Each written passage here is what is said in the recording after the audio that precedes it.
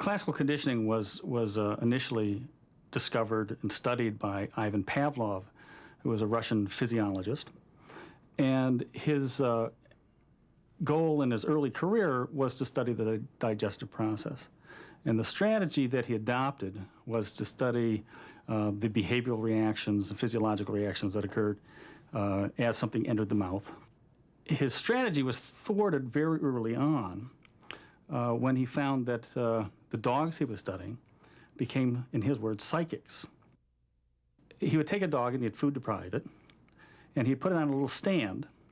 And what he'd do is he'd blow some meat powder into the dog's mouth and study the salivary reflex. And after a couple of days of this procedure, he found that the dog, when it entered the stand, would begin salivating in anticipation of being fed. And at that point, his experiment was ruined because he couldn't study the reaction to the food.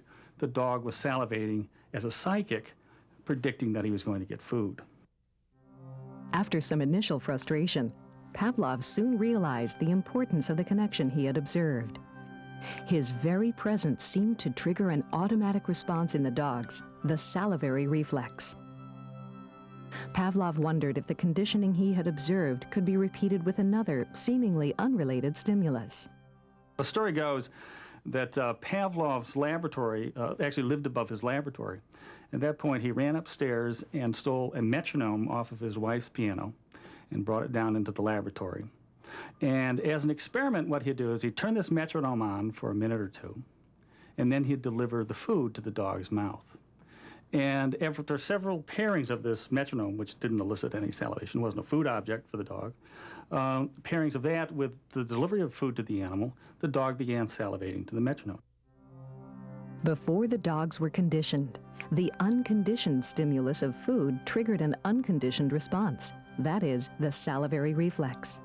In other words, Pavlov's dogs did not have to learn to salivate when food was placed in their mouths. And under normal circumstances, they wouldn't salivate at all to the sound of a metronome. The metronome is a neutral stimulus. But when the neutral stimulus, the metronome, was repeatedly paired with the unconditioned stimulus, the food, the dogs began to salivate at the sound of the metronome alone. This neutral stimulus became a conditioned stimulus, and the salivary reflex became a conditioned response. There are many examples of classical conditioning in humans. One of the earliest experiments was conducted by psychologist John Watson, who conditioned a baby to fear a white rat by pairing the rat with a loud noise. Eventually, little Albert came to fear other furry white objects, including rabbits, cotton, and even Watson wearing a Santa Claus beard.